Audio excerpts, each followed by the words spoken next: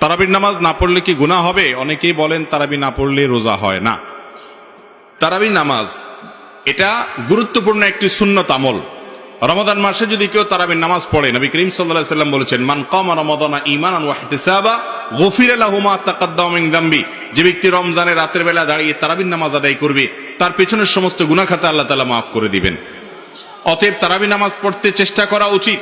কিন্তু কোনো কারণে যদি কেউ তারাবি নামাজ না পড়েন, তার কারণে তার রোজা হবে না, এমন কোনো কথা পৃথিবীর কোনো আলেম, কোনো ফকি বলেন নাই।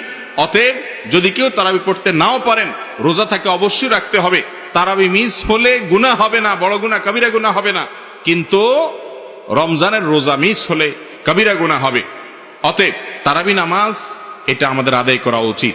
এটা যদি ছুটে যায় কোনো কারণে, হঠাৎ কোনো একদিন একা একা পড়ে নেব। আর যদি অসুস্থতার কারণে শরীর খারাপ লাগে, পড়লামই না, একদিন মাত দিলাম হঠাৎ করে, তাহলে ইনশাআল্লাহ বড় কোনো গুনাহ হবে না বা গুনাহ হবে না। কিন্তু অলসতা করে যদি আমি বাদ দেই, তাহলে সেটা অবশ্যই ক্ষতির কারণ।